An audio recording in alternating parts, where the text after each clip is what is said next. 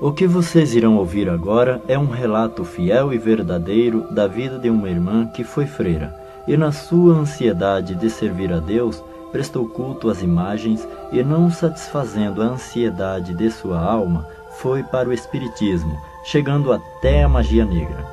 Sabemos que a senhora usou vários nomes. Qual é o seu verdadeiro nome?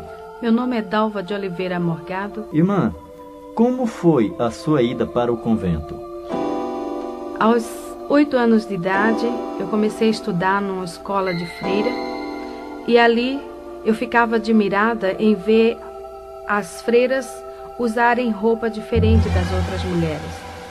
E procurei saber delas por que elas eram diferentes. E ela explicou para mim que ela era a esposa de Jesus, por isto que ela era separada. E a partir daquele momento eu comecei a sonhar. Eu queria também ser esposa de Jesus. E ali eu comecei a insistir com a minha mãe para me levar para o convento. Mas minha mãe não queria deixar porque eu era a primeira filha dela. E ela tinha muito cuidado e dizia que não, porque eu não poderia mais chegar perto dela, iria ter que viajar e ir para longe. Porém eu insisti muito. E ela me levou para um convento através do arcebispo de Alagoas. Lá no convento, eu comecei a estudar e preparar-me para ser freira. E com 14 anos de idade, eu vesti o hábito de noviça. Até então, eu era uma garota muito feliz. Eu estava estudando e preparando-me com muita ansiedade para ser esposa de Jesus Cristo. Muito bem. Irmã Dalva, e como noviça, a senhora alcançou seu objetivo para ser feliz? Até então, eu me julgava uma moça feliz ali. Estava aprendendo para ser esposa de Jesus. Eu queria encontrar o meu esposo.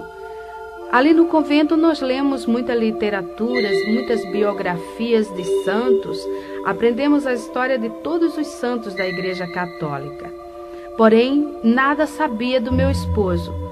E eu achava que depois que eu vestisse o hábito de noviça, eu iria aprender mais dele. Porém, foi ao contrário. A minha vida começou a viver num clima de terror ali dentro, pois as imagens dos chamados santos começaram a falar comigo. Uma tarde, eu estava sentada na Gruta de Lourdes, sentada numa pedra, lendo um livro, e de repente eu ouvi alguém chamando-me e dizia: Dalva, vem cá, olha para mim. E eu procurei por todos os lados pensando que fosse uma amiga, porém não encontrei ninguém. E mais uma vez ouvi chamar, e quando eu me virei, estava a Nossa Senhora de Lourdes com as mãos estendidas, os olhos piscando, e dizia: Dalva, vem cá, vem para mim. E eu saí gritando que não queria mais ir para aquele lugar e que eu não queria ela. E fui aos pés da superiora, expliquei para ela, porém ela achou e falou para mim que eu estava com um problema de ilusão de ótica, que aquilo na realidade não tinha acontecido. E se acontecesse, eu devia ter ido para saber dela o que ela queria, porque era comum os santos falar com as pessoas. Porém, eu tinha muito medo. Irmã Dalva, lá no convento, vocês liam a Bíblia? Não, não podíamos ler a Bíblia e nem tampouco pegar na Bíblia, porque a superiora nos ensinou desde que entrei para o convento que a Bíblia era sagrada e só o padre podia pegar e ler. Porém, eu era muito curiosa, eu queria saber o que estava na Bíblia. E por que a gente nunca entendia, apesar de estudarmos o latim, mas estudávamos apenas a missa em latim. Mas quando ele dava a pregação, não entendíamos nada, não sabíamos nada. Uma vez eu conversando com o padre, o capelão lá do convento, ele falou para mim que, aleluia, porque na sexta-feira da Paixão, aquela missa muito comprida, começava das 9 até 1h da madrugada, e ele dizia que estava procurando aleluia. E eu queria saber o que era aleluia. E ele explicou para mim que aleluia era uma gota do sangue de Jesus que estava dentro da Bíblia e que mudava de lugar, passava de uma folha para outra. E ele tinha que ler todo até chegar onde estava esta gota deste sangue e ali seria achada, aleluia. E se não encontrasse essa gota de sangue, o mundo acabaria. Por isso que nós ficávamos naquele medo e a gente torcia e rezava muito para que a aleluia fosse achada logo com medo do mundo acabar. E um dia eu fui designada para limpar a capela. Porém, naquele dia, eu achei ali a minha oportunidade. E peguei a Bíblia que estava no altar e sentei no chão e pus a Bíblia no meu colo e comecei a folhear. Eu queria ver a gota do sangue de Jesus na Bíblia. E depois de folhear a Bíblia várias horas, nada encontrando, a superiora foi à minha procura e encontrou-me com a Bíblia nas mãos.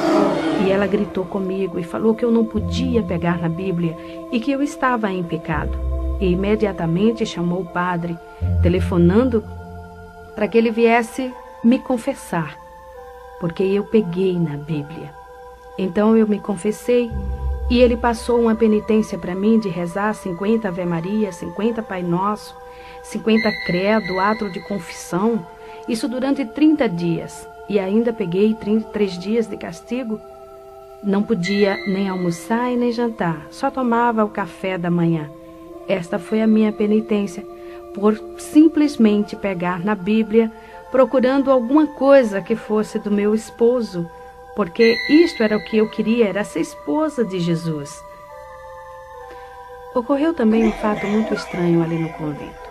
Eu, junto com minhas colegas e as alunas do orfanato, resolvemos brincar de esconde-esconde. E eu tomei a iniciativa de me esconder embaixo do altar, pois eu sabia que ali ia ser difícil as meninas me encontrarem. Porém, quando eu entrei embaixo do altar, encontrei ali um homem deitado. Ele estava seminu e então, no seu corpo havia muitas marcas de batom e sujo. E eu fiquei com medo e ele abriu os braços e tentou me segurar. Aquele homem não era outro, mas o que chamam de muito conhecido como Senhor Morto. É o Senhor que fica na Igreja Católica na Sexta-feira da Paixão para que as pessoas vá beijar. E as marcas de batom ficam no seu corpo e torna-se muito, muito feio. E eu me assustei bastante com aquilo e saí gritando. As freiras me seguraram e aquilo foi tornando cada vez pior. O tempo passou e chegou o dia em que eu iria fazer os votos perpétuos. Então, naquela noite, nós tínhamos que ficar em meditação até as 10 horas da noite no convento, rezando o ofício de Nossa Senhora, meditando do que seria a nossa vida dali para frente. Porém, de repente, eu comecei a ouvir alguém me chamar. E eu comecei a tremer de medo, fiquei arrepiada, eu sentia que meu cabelo estava em pé. E eu procurei pensando que fosse alguma colega, porém não era. E assim na porta da entrada da capela, bem no alto, tinha uma cruz muito grande. Naquela cruz estava presa um Cristo do tamanho natural de um homem. E quando eu olhei para aquele Cristo, ele que fica sempre com o rosto pendido para um lado, ele estava com a cabeça firme, com a cabeça em pé. Os seus olhos piscavam insistentemente. Suas mãos presas na cruz mexiam os dedos no gesto de chamar. E dizia: Dalva, vem cá, olha para mim, vem cá. E eu comecei a gritar, a dizer que eu não queria ele, que eu não queria ir para ele. E eu gritando desta forma, aquelas pinturas do rosto dele tornou-se real. Aquela marca de sangue no peito dele também começou a jorrar e caía pelo chão. E as freiras que vieram me socorrer passavam por baixo daquela porta e sujavam-se no sangue que escorria pelo chão. E eu saía correndo porque eu dizia: não me toque, as suas mãos estão sujas de sangue. E elas fizeram um cerco, me seguraram e esfregavam meu rosto no chão e dizia: veja que aqui não tem sangue. Porém era real. Eu via aquele sangue. Eu passei uma noite muito apavorada e eu chorava muito. De manhã, a superiora chegou para mim e falou: Dalva, você não pode fazer os votos e você não vai vestir o hábito de freira. Você vai para sua casa, vai passar um ano fora. Se você melhorar, você pode voltar a ter mais uma oportunidade de fazer os votos. Irmã Dalva, e depois que a senhora saiu do convento, o que aconteceu?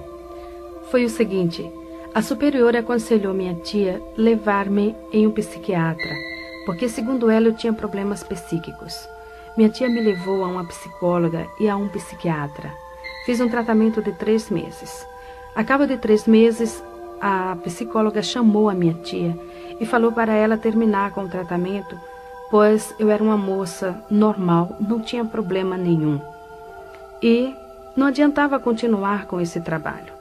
Então, eu saí daquela psicóloga e do psiquiatra também, porque ela falou que o que eu podia ter seria alguma coisa de ordem espiritual, e isto já não pertencia mais para ela. Porém, lá no nosso apartamento já estava ocorrendo outros fatos também extraordinários, fenômenos que não sabíamos como explicar, pois de repente alguém jogava pedrinhas, alfinetes, pregos e agulhas em cima de mim, por onde quer que eu passasse. E este fato ocorria até mesmo quando eu estava tomando banho. Era impossível que fosse alguém que jogasse essas pedras, pois nosso apartamento fica na Avenida São João, em cima do edifício do MAP, no 20º andar. Era impossível ser uma pessoa. E a nossa empregada começou a falar que eram os guias, os espíritos que estavam jogando aquelas pedras, aqueles alfinetes, porque eu era médium de berço e que eu precisava ir num centro espírita para desenvolver e também para expulsar aquilo ali. E que se eu não fosse, ela iria pedir as contas, iria sair, não tinha mais condições para ela ficar ali também.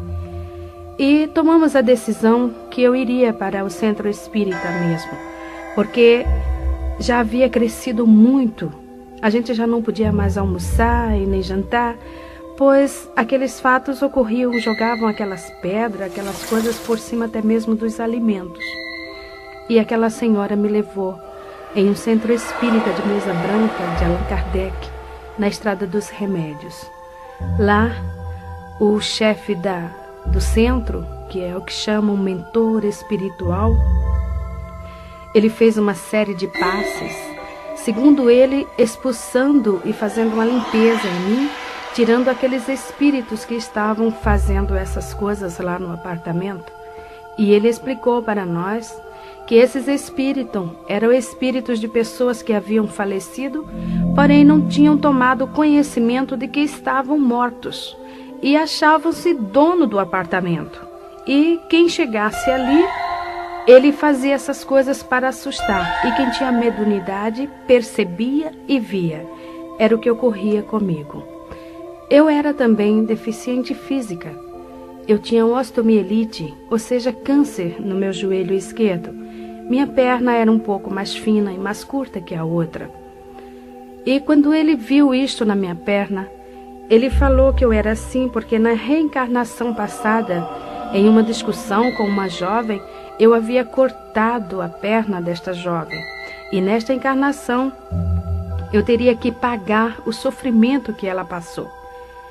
E eu gostei, mas comecei a acreditar naquele homem, porque realmente o médico já havia falado que ia chegar numa época em que eu iria cortar a minha perna, porque o câncer, o câncer da osteomielite, ele destrói o osso da perna.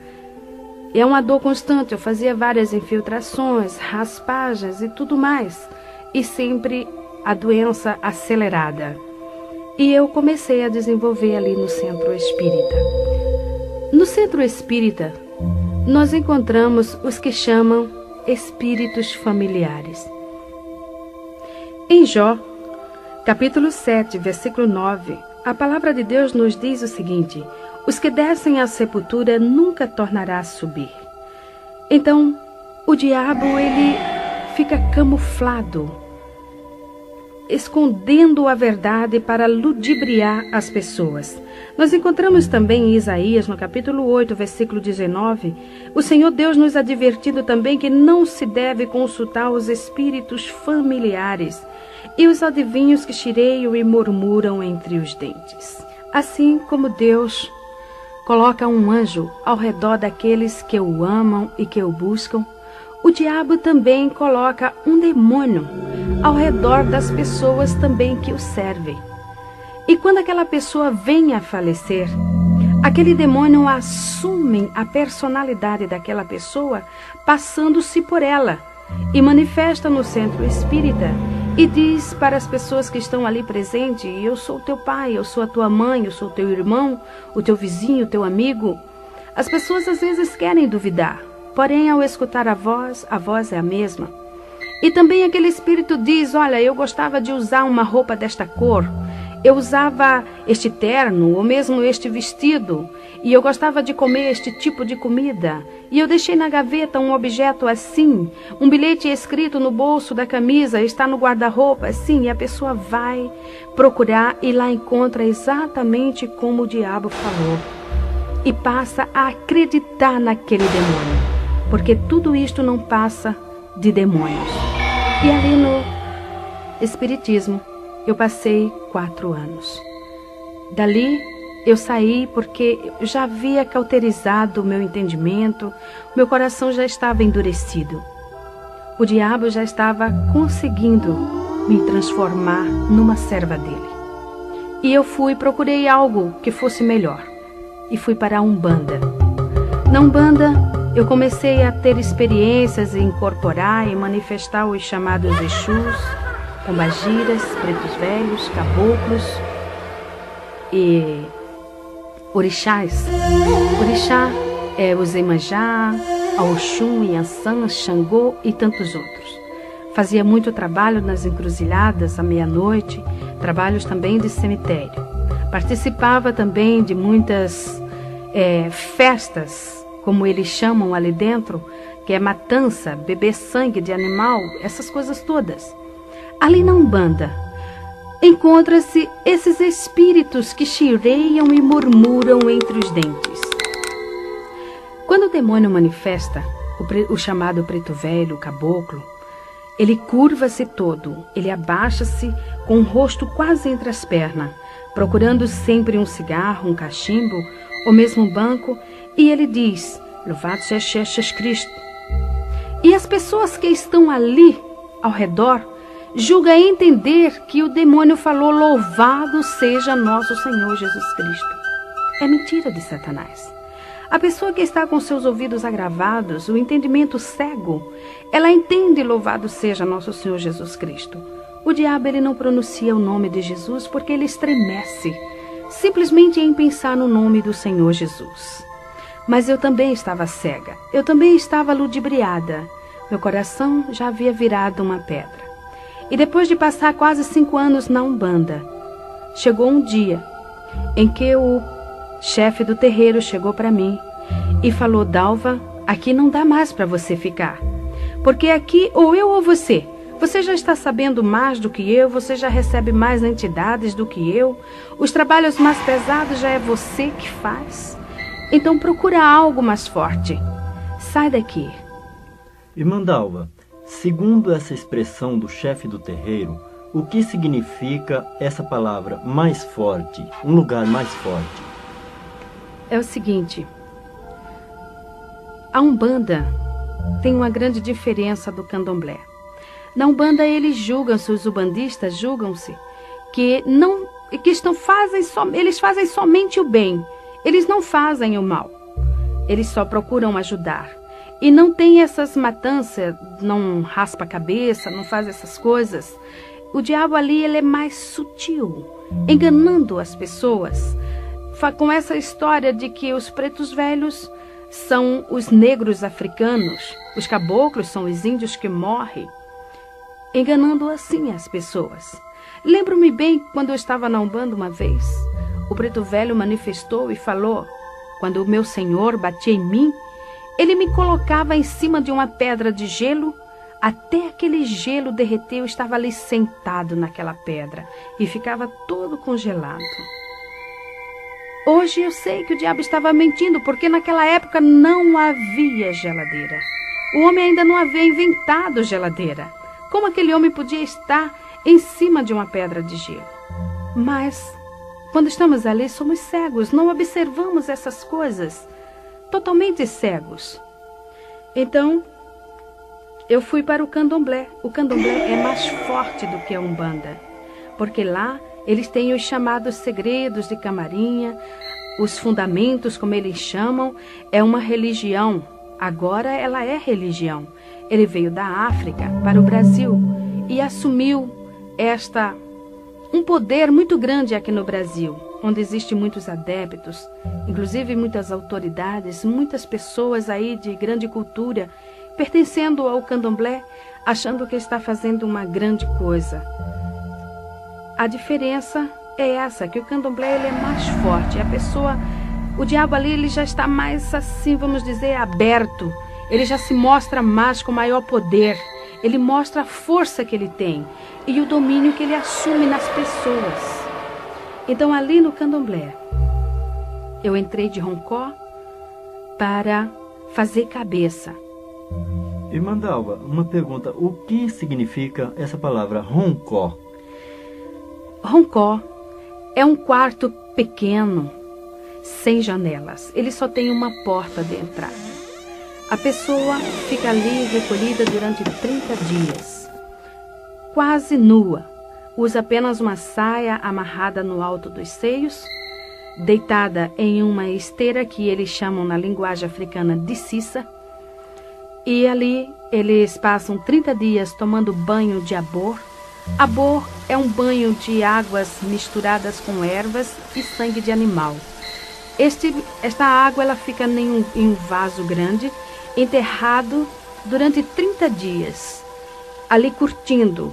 Ali cria bichos, muitas larvas. E é com esta água que a pessoa que está recolhida toma banho 30 dias. Às vezes, quando despeja água no corpo, aquela água fedida, escorre até os bichinhos pelo corpo. E a pessoa também fica manifestada com um demônio que chama-se Herê. Herê é um espírito de criança, que se passa por criança, manifesta na pessoa. A pessoa fica ali, porque segundo os orixás, a criança tem mais facilidade para aprender. E a pessoa entra de roncó para aprender a dançar, a cantar e a falar o dialeto africano. O candomblé que eu entrei era da nação de Angola, mas ali dentro a gente aprende o Jexá, o Queto e a Angola. Ali fiquei 30 dias, eles rasparam a minha cabeça totalmente. Fiquei 30 dias manifestada com este demônio. E o que ocorre, às vezes, quando toma aquele banho que os bichinhos ficam andando no corpo, o Herê, o demônio que está na pessoa, pega aqueles bichinhos e vai comendo.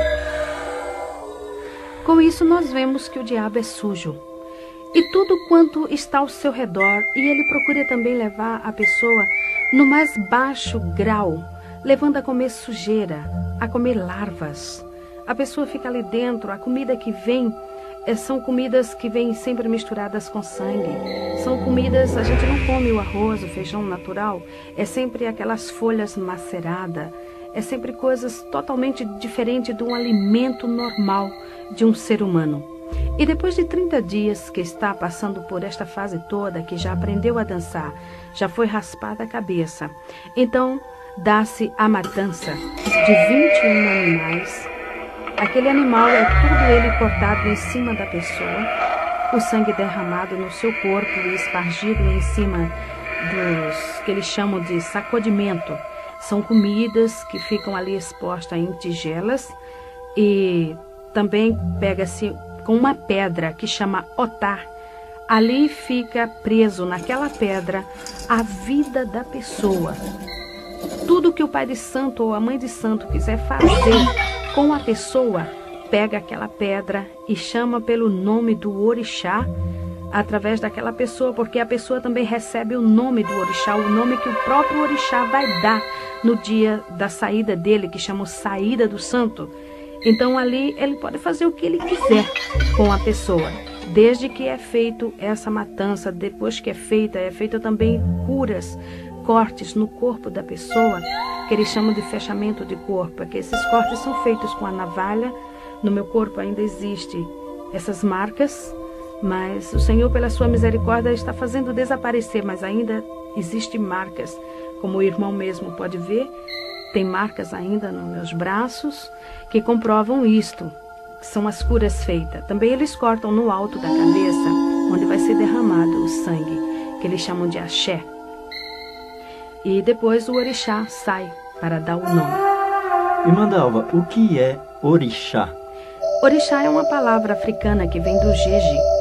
Então orixá significa santo para ele. E em vez de chamar santo, chama orixá. Por isso que dá-se o nome de pai de santo, ou seja, pai de orixá.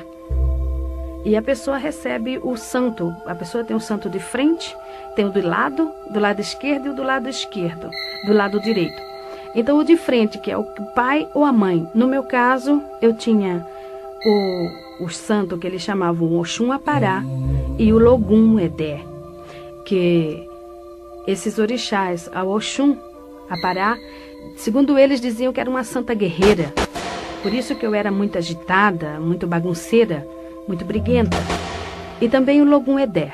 Logum Edé é um príncipe de Satanás. Fiquei sabendo isso depois que eu me encontrei com Jesus. Ele saiu.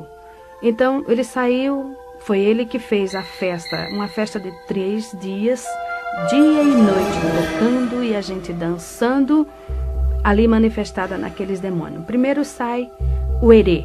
O erê, ele sai todo pintado, com bolinhas brancas na cabeça, totalmente raspada. Depois sai a que chamam mãe de cabeça, que no caso seria o Oxum Apará. E depois sai o último, que era o pai, o Logum Edé. Todos eles vestidos tipicamente.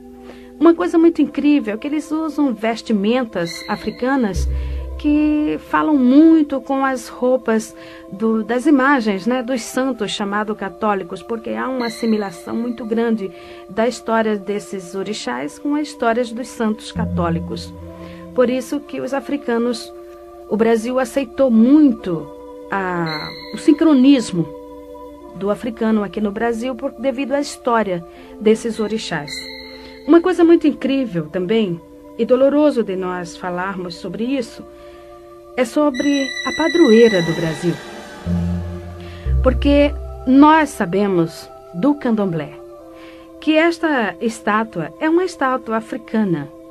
Ela veio junto com os negros, no navio negreiro, em um dos navios. E no candomblé existe um ritual que a imagem que é quebrada a cabeça, ela tem que ser jogada no rio. Ela não pode. E segundo o que nós aprendemos ali dentro, essa estátua seria a Oxum. É uma jovem escura e usa aquela vestimenta da que chamam Aparecida. É aquela mesma roupa e quando sai no candomblé, ela sai vestida daquele jeito. Por isso o nosso Brasil está numa miséria total, porque está servindo não a Deus. Então ali, depois que sai vestido tipicamente, no dia seguinte, no final de tudo, dá-se o que eles chamam de axé do santo, ou seja, despachar aquelas matanças todas. Já passou 7 dias. As vísceras dos animais são fervidas em azeite do dendê e colocadas no altar, ali no roncó, para depois levar para o quarto do santo. Aquelas coisas ali expostas ficam podres depois de 3 dias. Mas a mãe de santo, o pai de santo, manifesta a Iaô, porque quando a pessoa entra de roncó é para ser Iaô, ou seja, inicianda. A palavra Iaô significa inicianda, ou seja, aprendiz. Ela vai aprender para mais tarde ser mãe de santo de candomblé. Então, ali dentro, ela manifesta de novo no santo e a mãe de santo tira pedaços daquelas vísceras que já estão totalmente estragadas e dá para o santo comer. Então, a pessoa come aquelas vísceras, metade quase daquelas vísceras estragadas. E eles ainda pegam a cabeça dos animais, cozinham misturada com farinha, até os ossos derreterem. Depois que derrete tudo aquilo, fica aquele pirão. Então ali o erê manifesta e senta ao redor daquela panela e come tudo aquilo, deixando apenas os ossos, que vai ficar junto com aquela pedrinha chamada otá. Porque ali está o que eles chamam de fundamentos. É o fundamento da Iaô. Se o pai de santo quiser matar a Iaô, ele vai fazer bruxaria, ele vai fazer a feitiçaria, ou seja, a macumba, com aquela pedra e com aqueles ossos. Depois de 30 dias, eu me vi numa tarde, deitada em uma esteira assim na calçada, e alguém chamava por Dalva. E eu demorei bastante para descobrir que a Dalva era eu. E quando eu respondi, eu levei uma varada nas minhas costas, que ardeu e doeu bastante. E alguém me chamou mais uma vez, Dalva. E quando eu respondi, senhora, levei outra varada, e assim foram a terceira e a quarta e a quinta vez. E eu me levantei e perguntei, por que a senhora me bate? O meu nome é Dalva. Ela falou, não, você não é mais a Dalva. A partir de hoje a Dalva morreu, ela não existe mais. O seu nome agora é Itameuá. Este é o seu nome, ou seja, é a sua Digina. Digina, na linguagem Jexá, significa nome. E ela falou também para mim que eu não podia responder a ninguém por Dalva. Se alguém chamasse Dalva, eu não respondesse, porque se respondesse, o santo ia virar aonde eu estivesse. E para mim era difícil me lembrar, muitas das vezes, daquele nome.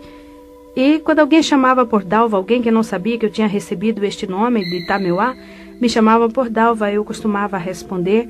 O santo realmente manifestava e me levava, às vezes, distâncias muito prolongadas até a mãe de santo, onde ela estava, e lá ele batia com a palmatória na minha mão até inchar, para que eu me lembrasse que o meu nome era Itameuá. Uma vez eu estava em um restaurante de luxo em Recife, num hotel 5 estrelas, pois naquela época eu era muito rica. Eu era uma das maiores fazendeiras do estado de Alagoas. Nós tínhamos uma grande pocilga, ou seja, uma criação de porcos muito grande, no município de Alagoas chamado Arapiraca.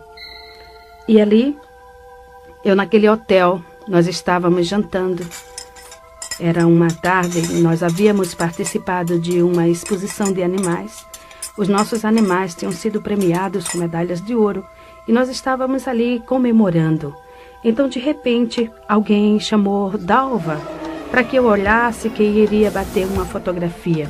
E quando eu me virei respondendo, o Herê manifestou em mim e começou a virar as mesas. Começou a jogar macarrão, carne, doce em cima das pessoas. E no outro dia estava o meu nome estampado nas colunas sociais, como a maior fazendeira fez escândalo no hotel de luxo. O diabo, ele não estava tão somente satisfeito em me aprisionar. Eu já não tinha mais coração. Era uma pedra, eu não tinha sentimentos. Fazia anos que eu não sabia o que era derramar uma lágrima. Para que os irmãos tenham uma ideia, em uma discussão com meu esposo, lá na fazenda, eu estava nessa época tirando uma Iaô de Roncó. Então, E essa Iaô, o santo dela era Obaluaê. E segundo o que nós aprendíamos, e havia aprendido, Obaluaê era o dono dos porcos. E nessa briga que eu tive com meu marido, porque eu tinha separado para mim alguns porcos para matança de animais lá do candomblé e para vender também. Era a minha parte, era a minha cota. Eu não queria que ele pegasse ali. Então, nessa discussão, porque ele havia pego os animais e vendido sem me consultar. E eu falei com bastante ira, eu disse, agora eu estou indo para o candomblé. Eu vou tirar uma Iaô de Obaluaê. E se realmente Obaluaê é o dono dos porcos, eu quero que ele tome conta desses porcos todos, de tudo quanto aqui tenha, e me dê conta. Eu quero que ele preste conta para mim de tudo. Eu falei isso e entrei no carro e fui para o candomblé. Uma semana depois, era de madrugada quando o nosso vigia bateu na minha porta e falou, Dona Dalva, tem 10 animais mortos. E ali era apenas o início. Rapidamente, em 21 dias, morreram todos os animais. Realmente, o diabo havia prestado conta do que eu havia falado. Realmente ele mostrou que ele era o dono dos porcos. Só que eu fiquei na miséria. Tinha uma dívida grande no banco para pagar e não sabia como. E outra pessoa resgatou a fazenda. E tivemos que largar tudo e sair sem nada. O diabo, ele não tem amor a ninguém. Nem mesmo aqueles seus adeptos, nem mesmo aqueles que estão servindo a ele, pois eu era uma serva de Satanás naquela época. Eu servia mesmo, eu fazia tudo quanto ele queria. Eu só comia o que o diabo determinava. Eu só vestia o que ele determinava. Cada dia da semana eu tinha que vestir uma roupa diferente na cor que ele escolhia. Eu não podia comer determinadas comidas e se eu comesse eu caía de cama doente, eu ficava enferma, ele batia em mim e eu vivia numa vida totalmente oprimida. E durante este tempo eu fiquei 7 anos aprendendo ali com a mãe de santo para ser mãe de santo de Candomblé. Depois desses anos, eu fui mais uma vez recolhida de Roncó, dessa feita para ser mãe de santo de Candomblé, aprender as cantorias do africano, as danças e os segredos de Camarinhas. Irmã Dalva, o que vem a ser segredos de Camarinha? Segredos de Camarinhas são o que eles chamam de fundamentos, ou seja, as palavras, as rezas que eles falam quando estão raspando a cabeça das pessoas, quando eles estão cortando os animais, os pedidos que eles fazem, aprender a jogar búzios, a ler a mão, a ler cartas e outras coisas. Também como fazer feitiços, como fazer bruxarias, cada tipo de bruxaria diferente, as rezas, essas coisas todas. Estes são os segredos de Camarinha. Como mãe de santo, eu abri terreiro em Arapiraca, no estado de Alagoas, foi o primeiro. O segundo foi em São Paulo, no Jardim São Paulo, lá em Guaianazes. O terceiro foi no Rio de Janeiro e outro em Londrina, no Paraná. Como mãe de santo, eu já estava totalmente dominada pelo Satanás. Meu coração era uma pedra, não tinha sentimentos, não tinha também paz e nem alegria. Era uma criatura muito vazia, porém não mostrava para ninguém. Eu mostrava uma satisfação que na realidade eu não tinha. Muitas das vezes no meu quarto, sozinha, eu chorava, porque havia dentro de mim um grande vazio. Alguma coisa não estava se dando bem comigo, porque faltava algo dentro de mim. E eu cada vez mais me aprofundava ali dentro. Vivia constantemente raspando cabeça de outras pessoas, ou seja, recolhendo iaô de Roncó e fazendo macumbas. Era convidada para ir em outros estados fazer bruxarias e feitiçarias. E não estando satisfeita, eu saí dali do Candomblé e achei por bem entrar na magia negra. Irmã Dalva, qual a diferença entre o Candomblé e a magia negra? A diferença é a seguinte: no Candomblé, o pai de santo e a mãe de santo recebe um poder dado pelo santo da pessoa, pelo orixá que a pessoa raspou a cabeça, não incorpora mais o orixá e passa a fazer todos os trabalhos de Candomblé, ou seja, raspar a cabeça, jogar búzios, essas coisas todas, e inclusive fazer macumba sem manifestação. Apenas ele manifesta em outras pessoas, mas o pai de santo não. Então ele faz tudo consciente. Contudo, a gente não conhece o orixá assim, mais de perto. A gente sente a sua influência, mas não conhece. Já na magia negra, não. Na magia negra, a participação já é mais forte. O demônio, ele já apresenta-se claramente. Ele já vem ele mesmo falar com a pessoa. Quando eu entrei na magia negra, o diabo, ele falava comigo. Toda meia-noite eu sentava na mesa, acendia uma vela e ele vinha, puxava outra cadeira e sentava-se em minha frente. E ali ele me ensinava feitiços, bruxarias. Muitos feitiços ele me ensinou e muitas bruxarias. Eu vivia fazendo tudo quanto ele me mandava. Uma vez eu estava com 6 meses de grávida, na minha terceira gravidez. E eu fui fazer um trabalho de bruxaria no cemitério de Guaianazes à meia-noite. E eu tinha que pular o muro. E nesse trabalho eu teria que desenterrar um defunto de 3 dias, cortar a sua garganta e fazer o feitiço ali dentro e depois cobrir de novo.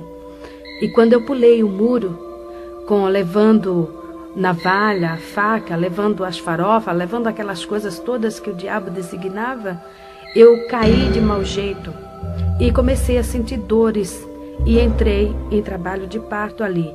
Mesmo assim, eu fui até a cova onde durante o dia eu já havia marcado qual era e consegui desenterrar o defunto e fazer tudo aquilo que o diabo havia mandado. Porém, 2 dias depois eu estava no hospital e perdi meu filho, que nasceu morto. E assim eu continuei. E eu fazia várias perguntas para o diabo. Ele apresentava-se para mim. Muita gente pensa o seguinte, que o diabo é feio, é preto, é torto, é aleijado, tem rabo, tem chifre. Porém, ele não é assim. Ele é um homem e, por sinal, ele é muito bonito. Por isso que ele engana as pessoas. Porque as pessoas julgam que o diabo é feio e, no entanto, ele apresenta-se muito belo, muito bonito e muito inteligente, por sinal. Ele fala também um português muito correto, uma linguagem perfeita. Ele falou também como ele agia nos bailes, nas discotecas. E uma vez eu pude observar também. Ele fica nas costas das pessoas, dançando junto com as pessoas. E depois ele começa a soprar no ouvido das pessoas, mandando fazer algum gracejo com a esposa ou com a namorada do outro. E assim começam as brigas. E quando começa a discussão, os tapas, então ele encosta-se na parede e começa a dar risada e rola pelo chão, balançando com as pernas. E as pessoas que não sabem correm atrás dessas coisas, não sabendo que é o diabo que está induzindo para elas.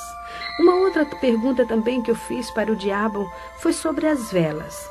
Eu não conseguia entender por que o diabo pedia tantas velas. Por que ele, quando ia fazer um despacho, ele pedia sempre 21 velas, 70 velas?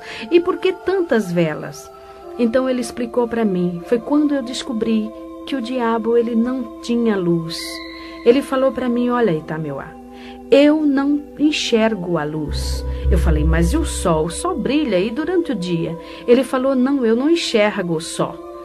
Eu não vejo luz nenhuma. A única luz que eu vejo é a luz da vela. Por isso que eu peço bastante vela. E os meus companheiros também pedem, porque aonde tem uma vela acesa, eu e os meus colegas vamos juntos. Porém, eu quero deixar aqui um lembrete seguinte. Não é aquela vela que o servo de Deus acende na sua casa quando falta luz. São velas oferecidas e sacrificadas aos demônios. Essas velas que se acendem às segundas-feiras para as santas almas benditas, para as almas das pessoas que morrem. Muitos costumam até acender atrás da porta. Não faça isso. Você está atraindo legiões de demônios para a sua casa. Com isso, a sua vida é um inferno. Nada dá certo. É uma opressão que o diabo dá para as pessoas, porque eles ficam alojados, esperando que você acenda mais vela. Por isso que a palavra de Deus diz que todo aquele que está em pecado é trevas. E a trevas não se mistura com a luz. Por isso que o diabo é treva. Você precisa também buscar a luz, porque Jesus falou, vós sois a luz do mundo. Quem tem a luz não anda em trevas, porque o que anda nas trevas é o diabo. E esse nós temos que tirar da nossa vida. Então também eu fiz uma outra pergunta para o diabo.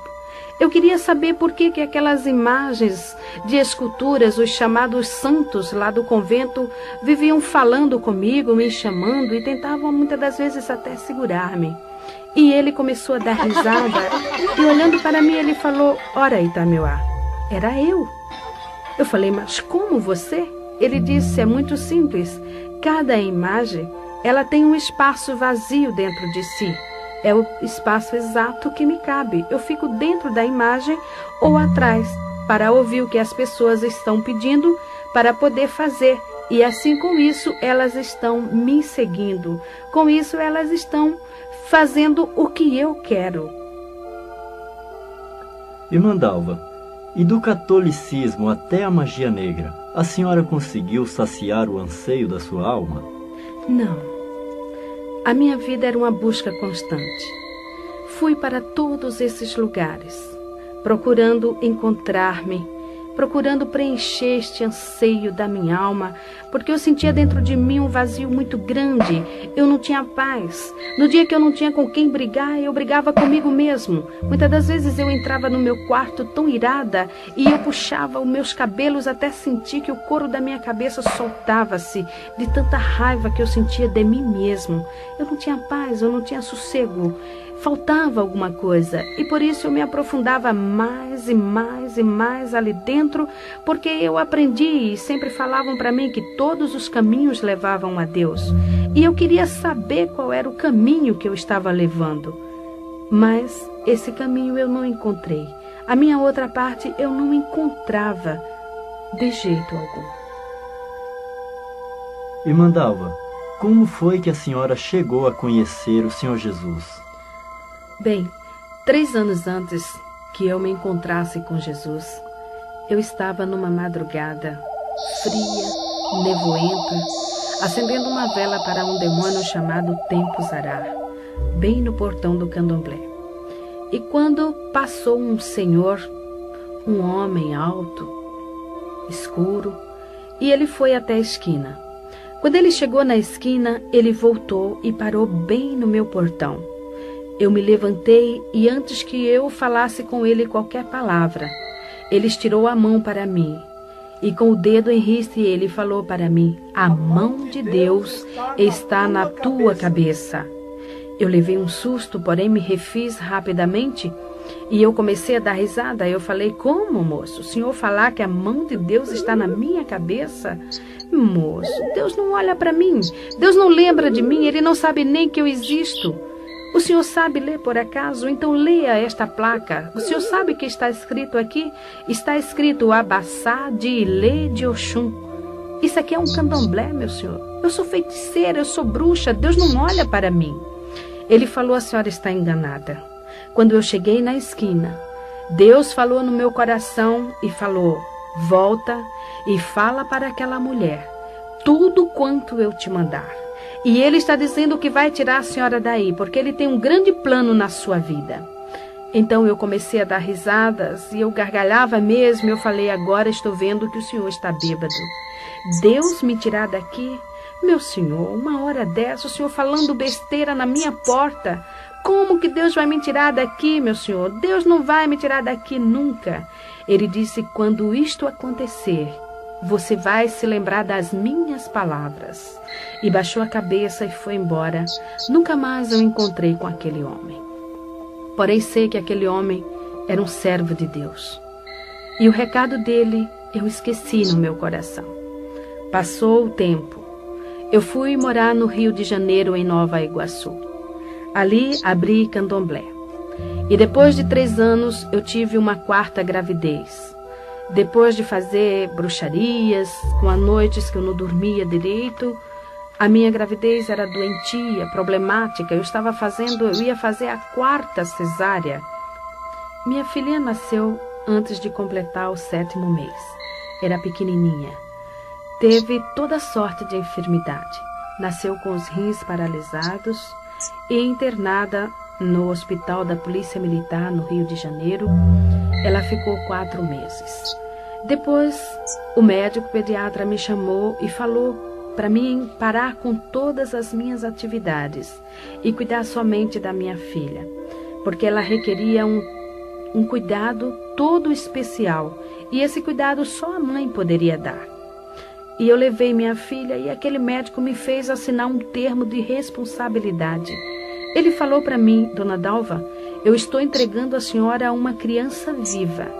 Esta criança ela pesa apenas 800 gramas, mas está viva. E eu quero que a Alice cresça. Toda semana a senhora vai me trazê-la aqui. Pare tudo e cuide só da sua filha. Quando cheguei em casa, eu falei, vou fechar o candomblé por 1 ano para cuidar da minha filha. E assim fiz. Fui até Tinguá, no Rio de Janeiro. Era lá que eu tinha o terreiro. E fechei o candomblé, mandei que os filhos de santo e as pessoas fossem para um outro lugar, me aguardando até o fim do ano. Porém, quando eu cheguei em casa, o diabo apresentou-se para mim e falou, Itameuá, você não pode fechar o candomblé. Eu falei, claro que eu posso, eu preciso cuidar da minha filha. Ele disse, não, você não pode, você não se domina. Você não faz a sua vontade, porque eu mando em você, você é minha, você me pertence. Você já esqueceu o pacto que você fez comigo? Portanto, você não vai fechar o candomblé, porque eu preciso de você trabalhando. Eu falei, mas eu tenho que cuidar de minha filha. Ele falou, não importa, dê a sua filha para quem quiser cuidar, porém você vai abrir o candomblé. E eu voltei e abri o candomblé, porém eu precisava cuidar de minha filha. E insistindo, ele falou, Itameuá, você não serve mais para nada. Você não presta mais. Eu vou te matar. E passou a partir daquele instante a bater em mim de chicote. Ninguém via o chicote, porém o meu corpo começou a nascer vergalhões, bolhas de fogo, que abria-se, corria aquela água que fedia, e coçava, queimava, ardia. Eu não tinha sossego, eu não podia fazer nada, só me coçando. Fiquei igual uma leprosa. A minha carne fedia, não podia cuidar de minha filha e nem da minha casa. E mesmo sofrendo desta forma, eu era obrigada a bater candomblé todo fim de semana, a ir para os cemitérios, para as encruzilhadas fazer bruxarias e feitiçarias, porque eu não podia parar, que o diabo não deixava. Foi aí então que o meu marido, o companheiro que eu tinha naquela época, nós havíamos casado no candomblé, ele lembrou-se que foi criado num lar cristão. Em Provérbios, capítulo 22, versículo 6, diz, educa o menino no caminho em que deve andar, porque mesmo quando envelhecer não se desviará dele. Ali estava um homem que foi criado no lar cristão. Aos 15 anos de idade, ele ainda estava aprendendo na escola dominical, mas havia desviado-se, enveredando-se por tantos caminhos, até o da bruxaria também. E ele lembrou-se de Jesus e foi reconciliar-se com o Senhor. Ali ele libertou-se também, encontrando-se com Jesus, e juntou-se ao círculo de oração e começou a jejuar e orar junto com as irmãs, para que Deus quebrasse as forças do diabo, para que Deus fechasse o candomblé, para que Deus tirasse todas aquelas pessoas, aqueles chamados filhos de santo, e as pessoas que iam ali para jogar búzios. E a oração do justo pode muito em seus efeitos. Depois de 15 dias, eu não entendia por que o meu marido não vinha para casa, mas ele estava 15 dias de jejum e oração para que Deus me tirasse das garras de Satanás. Então, de repente, os filhos de santo começaram a discutir, e eles viravam para mim, porque no candomblé, o filho de santo é obrigado a respeitar a mãe de santo, tem que chamar de mãe, e quando vem para dar a bênção para ela, ele beija o chão onde ela pisa. Tamanha é a humilhação que o diabo exige da pessoa. E eles chegavam para mim e diziam, mãezinha, eu não vou ficar mais aqui. E pegava os assentamentos dele, a otá dele, os fundamentos, e iam levando. E de repente eu me vi sozinha ali dentro. E fechei o candomblé e fui para minha casa. E mais uma semana de oração, para que Deus quebrasse as forças do diabo que estava no meu coração, para que eu pudesse ouvir a palavra de Deus. Pois o meu marido, ele pegava a Bíblia para ler para mim, porém ele não conseguia, porque mal ele começava a ler, eu caía num sono profundo, ou então o demônio manifestava e me deixava inconsciente 3, 4 dias.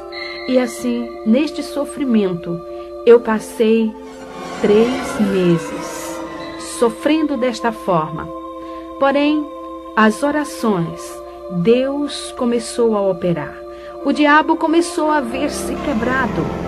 E chegou para mim numa noite e falou: Itameuá, fala para o Ari te dar dinheiro e comprar tudo quanto for necessário e faz uma obrigação. Faz um bori, porque eu resolvi te perdoar. Irmã Dalva, o diabo perdoou mesmo a senhora? Não, foi um falso perdão. Segundo o diabo, ele chegou para mim e falou, depois que eu fiz a obrigação, ele disse que estava apenas me dando uma nova oportunidade. Só que com muita sutileza ele disse: bem, eu preciso levar alguém no seu lugar. E eu vou levar a tua filha. Ela é de 7 meses. E tudo que é de 7 é meu. Eu vou levá-la. Eu falei para ele: a minha filha você não vai levar. Ele disse: vou. Eu vou levá-la, eu faço o que eu quero de você e o que você tem é meu. Eu falei: não a minha filha. Porém, a minha filha começou a defecar sangue. Ela tinha dias que amanhecia com 42 graus de febre. Eu corria para o pediatra e quando eu lá chegava, a garota estava totalmente restabelecida. O médico olhava para mim, ria e dizia: Dalva, a sua filha não tem nada, Alice está muito bem. Você que está precisando de um tratamento. Você está precisando de médico. Essas feridas vão lhe prejudicar. Pois eu ainda estava com muitas chagas no meu corpo devido às chicotadas do diabo. Quando chegava em casa, continuava toda a enfermidade. Em Êxodo, capítulo 20, versículo 5, o Senhor diz que visita a iniquidade dos pais nos filhos até a 3ª e a 4ª geração daqueles que o aborrecem. Enquanto o diabo estava batendo em mim, eu estava acomodada, eu aceitava as suas chicotadas, eu não tinha força para lutar com ele, pois eu tinha consciência do que eu havia feito. Eu era uma pessoa realmente dependente do diabo. E eu aceitava tudo o que ele fazia porque eu tinha medo, eu temia, e eu sabia mesmo que ele iria me matar. Porém, eu estava confiando que ele fosse realmente me dar esta oportunidade. Porém, quando ele falou que ia tocar na minha filha, e eu vi que a minha filha realmente estava padecendo, eu comecei a lutar. E eu falava para ele: você não vai levar minha filha, você não vai matá-la. Ele dizia: vou, Itameuá, eu faço o que eu quero. Eu falei: não na minha filha. O Ari, quando saía para o quartel, ele deixava escrito o endereço da igreja em cima da geladeira. E ele falava para mim: Dalva, eu sei que o diabo vai fazer alguma coisa em uma hora em que eu não estiver em casa. E você vá para a igreja, porque só Jesus é quem vai salvar você e a nossa filha. E eu não dava muita importância. Porém, eu já ouvia a palavra de Deus. Ele já lia para mim em Apocalipse, capítulo 22, versículo 15. A palavra de Deus falando ali: ficarão de fora os feiticeiros, os cães, os mentirosos, os que se prostituem e falam mentira. E muitas das vezes esse versículo martelava a minha cabeça e eu dizia: eu sou feiticeira. Eu sou mentirosa também, porque eu induzo as pessoas a praticarem também o mal. A pessoa chega aqui e paga para fazer o mal para outro, eu faço. Eu sou bruxa. Mas eu não entendia, ficava de fora de onde? Eu perguntei para ele: de fora de onde? E ele falou: Dalva, fica de fora do reino dos céus, porque Jesus vai voltar. E se você não estiver com Jesus, você vai para o inferno. Foi aí então que ele me contou algo que havia acontecido há muitos anos. Há anos passados, quando eu estava no Candomblé. Em uma noite, eu estava manifestada com a pombagira e ela tomava champanhe e cerveja junto com ele. Então ela virou-se para ele e falou: Ari, você sabe quem eu sou? Ele falou: eu sei. Você é um anjo caído. Você é um demônio. Você pode enganar todo mundo, mas a mim você não engana. Ela falou: é verdade. Porém, a Itameuá, ela não sabe que eu sou. E eu proíbo você de falar para ela isto. Outra coisa, Vamos aproveitar. Vamos fazer tudo o que vier à nossa cabeça. Vamos fazer bastante coisas no mundo, porque o homem lá de cima já está voltando. E você e ela vai dançar comigo no fogo do inferno. Quando ele falou isso para mim, eu falei, então o inferno existe de verdade? Eu achava que o inferno fosse aqui, fosse aquela vida que eu levava, mas existia um inferno maior. E como era a pombagira que havia falado, eu passei a dar mais crença. Quando a minha mãe, que era uma serva de Deus, falava para mim, Dalva, Jesus vai voltar, isso é diabo. Eu dava risada na cara dela, começava a dizer aqui, Jesus vai voltar, só se ele for trouxa, minha mãe. Jesus veio aqui, puseram ele numa cruz, se ele voltar agora, vão pôr ele no paredão e vão metralhar ele. E a senhora vem com essa de Jesus voltar, isso é conto de fada. Eu achava que era história. Porém, ali estava um demônio chamado Pombagira, afirmando que o homem, o filho do homem, estava voltando. E eu iria ficar de fora.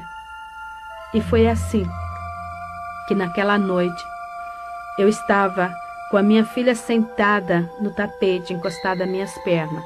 Eu estava ouvindo um disco que, por sinal, de macumba. Quando de repente a minha filha deu um grito e caiu de costas. E quando eu olhei para minha filha, ali o Senhor Deus abriu meus olhos. E eu vi aquele demônio que eu achava tão lindo, tão belo, que eu amava, que eu adorava. Ele estava agarrado ao pescoço da minha filha e as unhas dele eram tão grandes, entravam no pescoço da minha filha, como sugando a vidinha dela. Ela apenas estremecia sem poder respirar ou gritar. E eu peguei minha filha no colo e eu falei para ele, agora eu sei que você é diabo. Ele começou a dar risada. Eu falei, só que você não vai matar a minha filha, porque eu vou levá-la para a igreja.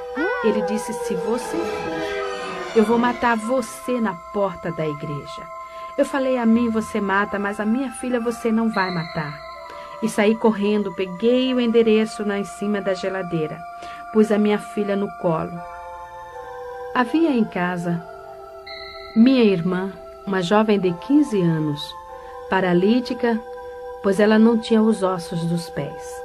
Porque um dia, em São Paulo, eu comprei um carro na sexta-feira. E no domingo, um outro carro veio na contramão, batendo de frente. O meu carro ficou totalmente amassado. E as pernas da minha irmã ficou presa nas ferragens, esmagando os ossos dos seus pés. Eu também quase fiquei paralítica, pois tive que segurar o volante do carro com o meu braço direito para que não entrasse no meu tórax. Porém, saí do carro, a minha mãe afundou o crânio, pois bateu fortemente. Minhas filhas não morreram, porque estavam sentadas no banco traseiro e foi jogada para o teto do carro. Então, o nosso carro foi vendido para Ferro Velho. Minha irmã foi para o hospital. Lá foi feita a cirurgia, tirando os ossos dos seus pés esmagados. Ficou paralítica. Já havia 3 anos que ela estava. Ela só andava de gatinhas ou de joelhos. Uma jovem que já ia completar 18 anos. Então ali, vendo minha filhinha morrendo, arrastei a minha irmã de joelho pela rua, com a minha filha no colo apenas estremecendo. O diabo manifestou em um rapazinho que morava lá conosco e ajudava nos trabalhos de macumba e começou a me xingar. Saiu pelo meio da rua me xingando de tudo quanto era palavrão, falando horrores e dizendo que assim que eu chegasse na igreja, ele iria me matar. Porém, eu não dava ouvidos. Apenas eu olhava para minha filha e cada vez que ela estremecia, eu não me atrevia a pronunciar o nome de Jesus. Eu sabia que eu era indigna de pronunciar o nome de Jesus, mas eu olhava para ela e eu dizia, Jesus dos crentes, não deixa minha filha morrer. E desta forma cheguei na igreja. Entrei correndo com a minha filha no colo, minha irmã arrastando-se de joelho, e joguei minha filha no colo do pastor e falei, ore por ela, salve minha filha, porque o diabo está matando. Se o Senhor tem poder, faça alguma coisa cure a minha filha. Ele disse: eu não curo, porém Jesus Cristo cura. E orou na minha filha. E imediatamente eu vi quando aquele demônio soltou a minha filha. E ela começou a rir e veio para o meu colo dando risada. Naquela hora, o Espírito Santo começou a tocar no meu coração. Quando eu leio na palavra de Deus, o Senhor Deus falando para o seu povo: tirarei de vós o coração de pedra e darei um coração de carne. Eu me alegro e me regozijo e digo: Senhor, tu fizeste esta cirurgia em mim, porque o meu coração era pedra. Eu não tinha sentimentos, eu não tinha amor, eu não tinha nada dentro de mim. Faziam uns 10 anos, mais ou menos, que eu não sabia o que era derramar uma lágrima sequer. E ali naquele instante, estava eu chorando. Dos meus olhos saíam lágrimas copiosamente, porém eu, envergonhada, olhava para os irmãos de um lado para o outro e eu dizia: por que eu estou chorando? Eu não quero chorar. Mas quanto mais eu assim falava, mais eu chorava. E naquela hora também o pastor virou-se para minha irmã e falou: jovem, fica em pé, eu vou orar por você, porque você precisa de Jesus. Então a minha irmã estirou os pés e mostrou para o pastor e falou: eu não fico em pé, porque os meus pés não têm ossos.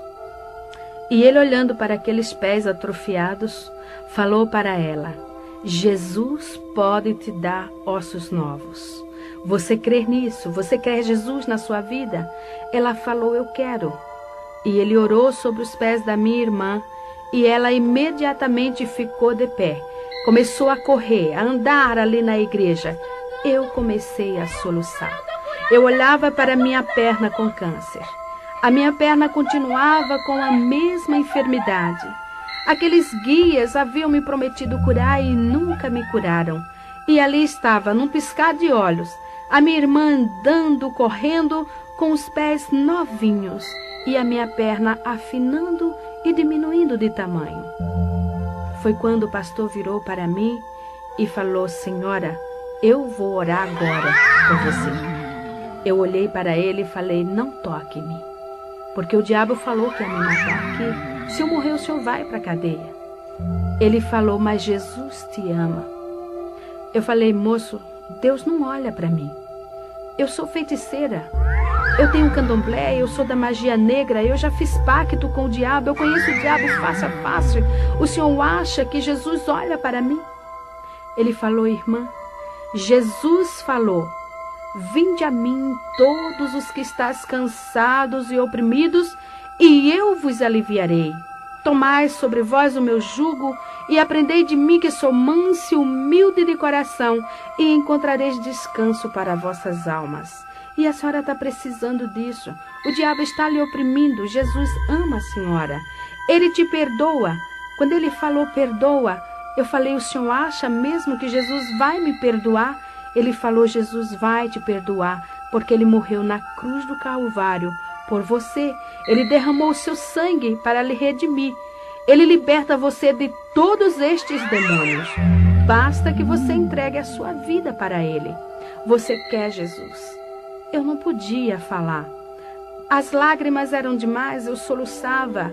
E eu sei que naquele instante, não somente a minha boca falou, mas como minha alma, meu espírito, todo o meu ser falou: eu quero Jesus. Quando eu fechei meus olhos e o pastor pôs a sua mão na minha cabeça, eu vi o diabo pular na minha frente. E ele, que era tão belo, começou a crescer e de repente começou a cair casca dele. Eram cascas que caíam e ele foi transformando-se em um monstro. E era muito grande, muito alto. O pé dele era enorme e levantou a perna dele e me pisou. Eu caí no chão, aquele pé me esmagando. Eu queria movimentar-me e não podia. Eu queria gritar, também não podia. Eu queria respirar e não podia. E eu pensei: agora eu estou morrendo. Mas ao longe eu ouvia a voz do pastor que dizia: demônio, em nome de Jesus, sai! Sai! Porque enquanto eu me via nesta situação, na realidade estava manifestando legiões de demônios.